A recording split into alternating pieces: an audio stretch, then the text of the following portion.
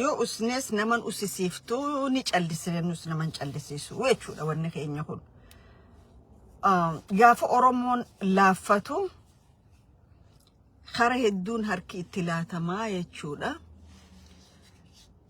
oromoo nagaa rabbii isin gaafachuun irraanfanne bakka jirtanitti alaamanaan nama sa'aan maatiiwaatiin nagayni waaqa isin biraa jiraatu nagayni oromummaa isin biraa jiraatu sabni tokko gaafa laaffatu diina hedduu horata gaafa jabaatummoo fira hedduu argata alagaan illeen gaafa ati jabaattu fira siita garuu sirni biyya sanii sirni biyya Itoophiyaa jedhamu laafina oromoo jaalata badiinsa oromoo jaalata lafa oromoo malee oromoon fedhu kun dhugaa lafa jiru warroonni olla saniitilleen warrummaan nuti ollaadhaa kara tokko walitti dhiyaanneenu oromoo baddu jaalatan maaliif lafa oromoo takileem godhan qaban waan ta'eef kanaaf oromoo yeroo hunda gaafa laaffannu gaafa ol dura dhaabbannu gaafa afaan wallaallu diinaa nu heddummataa kara cufaan jechuudha diinni eessaan diinni mootummaa keessaanis amantii keessaanis waa cufa institutionii biitti sanjaarratte cufa keessaan diinni oromoo tiriikaan oromoo tana laale jechuudha yoo jabaatte bakkatti jabaatte sanin laaffisu yoo ol kaate gaddeebisu yoo faarfamte arrabsu yoo habajamte xiqqeessu irratti yeroo hunda hojjate jechuudha Ali Birraatu maal jee rabbi rahmataa godhuufi salaaletti anguluufa njimmattu na baasa karaan kuni salaaletti anguluufa njimmattu na baasa karaan kuni nulachuu alaguuma mawalinu boya garaan kuni jee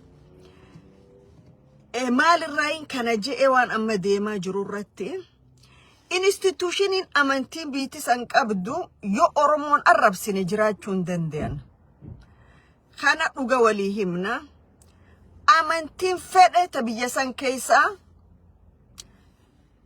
ta ortodoksiitis oromoo sablisaa baate arrabsaa baate xiqqeessaa baate amantii islaamaa keessattis ha oromoo xiqqeessu oromoo sablisu ni jira amantii protestaantii keessattis ho oromoo sablus xiqqeessu ni jira lakki jechuun dandeessan dhugaa jiru fudhannee furmaata itti barbaaduutu barbaachisaa jechuudha maaliif dhugaa dhoysuu jechuun haqa ummata oromoo dhoysuu waan ta'eef nama tokkootu kalee waa'ee salaalee irratti salaaleen xonqaa'iidha dhugaa jiru nin dhagee nin kofle maaliif oromoon tokko ta dura uumaa isaatti xonqaa'itti amanu Oromon xonqaayittis in amanu shira nama yaaduttis in amanu sharrittis in amanu Oromon akkuma maqaa isaati ummata cufoo wajjin nagaan jiraatudha akkuma Oromootti olla wajjin kasi wajji jiraatu wajjin jaalalaa kabajaan warra jiraatu jechuudha ummanni salaalee xonqaayiidhaaji ummanni salaalee kan warri akka namicha sanii yaadu xonqaatti summi itti godhanii fala itti godhanii xonqaayi baanan san itti godhanii lafa isaaniitii kabuqqaasan ummata salaaleeti jechuudha ummanni salaalee silaa xonqaayii ta'ee akka isaaniitti lukkuu gurraattii qalee awwaalee saree gurraattii qalee awwaalee waraabeessa ajjeesee foon waraabeessaa ganda keessa firfirsee akka isaaniitti oromoo buqqaasaa turanitti silaa sanbeeke lafa isaatirraan buqqa'uu jechuudha namni amantii jala dhokatee ummata oromoo akkana xiqqeessu kun hammam takka saba oromoo akka tuffate si garsiisaa jechuudha ummanni salaalee ummata jaalalaati ummata qabsooti ummata goota wanni irraa hafe gootummatti hin jiru dhugaa kana oromoo cufaatu ragaa bahaa jechuudha hoggaa garii namoonni garii waan badheenyuun goobana dalchachirraa dhalateef badii goobana yakka oromoo cufarra dalage fuudhanii hoggaa naannawa sanii wal qabsiisaniin arkaa jechuudha irraa fi halee goobana dalchee akka nama tokkotti yakka oromoo cufarra dalage yakka goobanaan dalageen ammoo akka akka tuulamaa miidhame hin jiru jechuudha. Ka akka tuulamaa lafa isaarraa bade, ka akka tuulamaatti lafaa fi lafeensaa badde hin jiru jechuudha. Dhugaan jiru kana. Garuu eenyu ka xonqaayin lukkuu gurraattii qalee saree gurraattii harree gurraattiif waraabeessan ganda keessa yaa'u warra arra salaalee koo xonqaayina hojjetu. Waan ifii isaaniitii qaban akka fidanii Oromoo irra maxxansan hayyamuun namarra hin jiraatu.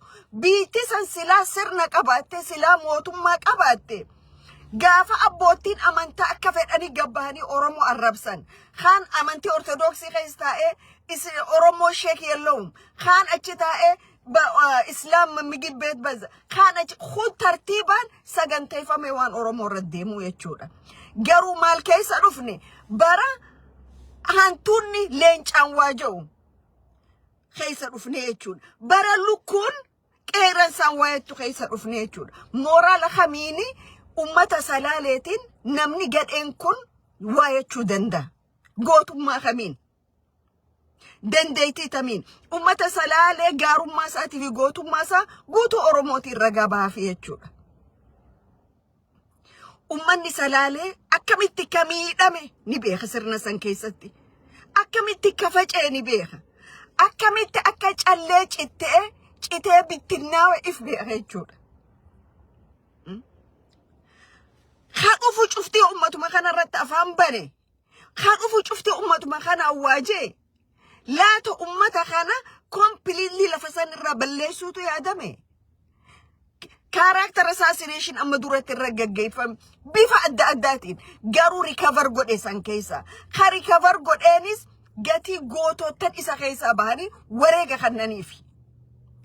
Akka Habashaan boolla gaffageessee ummata tuulama awwaaluu barbaadetti keessaaf ummata salaalee awwaaluu barbaadetti hin mijoofneef jechuudha.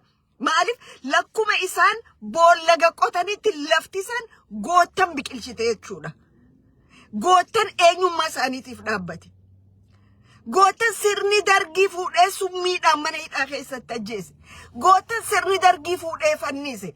Gootan sirni dargii tarree dhaabee dhiiga isaa dhangalaasisaniin ummanni kun as ga'e.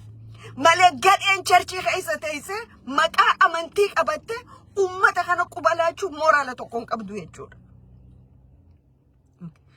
Ummata kanaatu dhumuu badee laata ijji isaan dhiide. Ummata kanaan lafarraa baduu dhabe.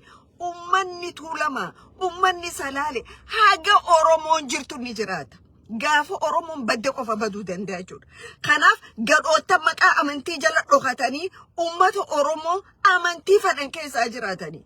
Ummata Oromoo diddiruu barbaadan yoo mootummaan kun namarraa hin qabne yoo jiraate biyya mootummaa jirtu keessatti akkas hin ja'amu. Garuu yoo mootummaa ta'e gadhootan kan ummata Oromootirraa qabu. Yoo mootummaan qabuu baate ummanni Oromoo deddeebitee arrafamuun kee hagam takka akka diinni handhuura kee keessa jiru si tuffatee agarsiisaa jechuudha. Okay. Mee ummata tuulamaati lukkuu gurraatti qalee awwaalu baasa. Ummata tuulamaati korbee saree gurraatti qalee dhiiga si faffacaasu baasa. Ummata salaaleeti waraabessa qalee onne ragla waraabessa fuudhee masaraa afur geessine jedhee deemuun baasame. Ummanni salaale ummata qulqulluudha akkuma Oromoo kaanitti. Garuu yeroonis nama kaafti yeroonis nama taphatti. If kabachiisu walumaa galatti ummata Oromooti jechuudha. Kakarhaanitti hoggaan dhufu barreeffama hedduun arkaa jira. Barreeffama hedduu. Oromoo yoo wal qusatan qofa gaariidha. Yaada amma ka'aa jiru namicha gadhee mana amantii keessa taa'ee nama arrabsaa jiru. Amantiin pirinsipila barsiifti. Amantiin naamusa barsiifti. Amantiin namni ka wal kabajee hojii jiraatu barsiifti. Amantiin akka xiqqaan guddaa itti kabaju guddaan ammoo haqa xiqqaa itti eegu garsiifti. Amantiin bineensallee akka miine nama barsiifti jechuudha. Akkasi baranne. Okay? Garuu warri amantii keessa taa'ee nama sablisu dalagaa sadiise dalagaa shayxaanaati dalagaa inni amma jiru kana dalaga inni afaan isaatiin jee warri hojjetu kun kanaaf deebii kan nuuf jecha barreeffame deddeemaa ture jechuudha. Kara kaanin salaale biyya Taaddasaa Birruutii, salaale biyya Laggasaa Wagiitii, salaale biyya Gootaatii je'ee dhugaadha. Salaale biyya Taaddasaa Birruutii. Biyya Gootaatiis. Kana waa takka wanni jedhaniin jiru.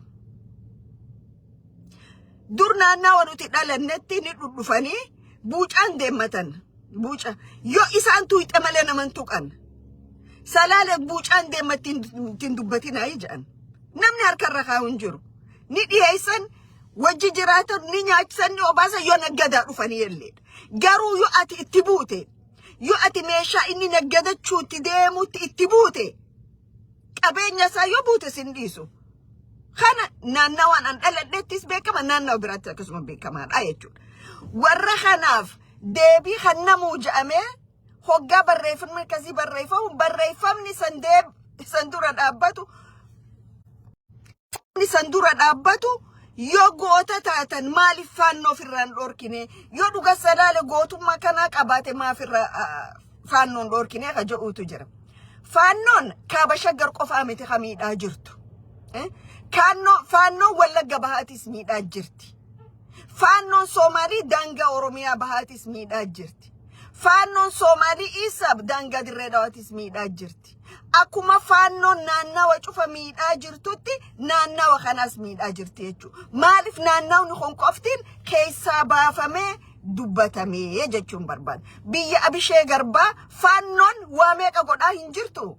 Abishee Garbaa goota Oromoon dhaadatu ni miti. Akkuma Taaddasaa Birruutti jechuudha. Akkuma ona Taaddasaa Birruu faannoon miidhaa jirtu, ona Abishee Garbaatis miidhaa jirti jechuudha. Akkuma san miidhaa jiranitti faannoon Ogaadeenis ona Jaarsoo miidhaa jirti jechuudha. Faannoon Isaatis ona Noolee miidhaa jirti jechuudha. Kana ammoo akka Oromoo sablina kana keessaa baana malee quba waliin laachuuf miti. Tokkommoo kaniin jiru hojii goottan kalee hojjetaniin dhaadachuudhaa miti. Nuti arra maal godhaa jirra? Goottan kaleessaa dukkanaan waasan, ija nuu banan, nu barsiisan, hayni keessan kana nuun jaan haqa namaatti hin bu'inaa jaan isaan hojii isaanii hojjetanii dabran nuti maal hojjechaa jirra?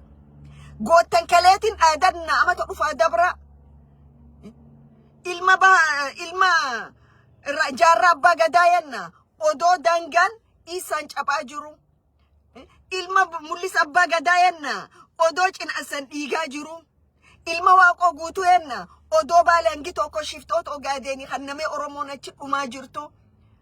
Goottan Taaddasaa Birruu jenna odoo kaamni shaggar dhiigaa jiru.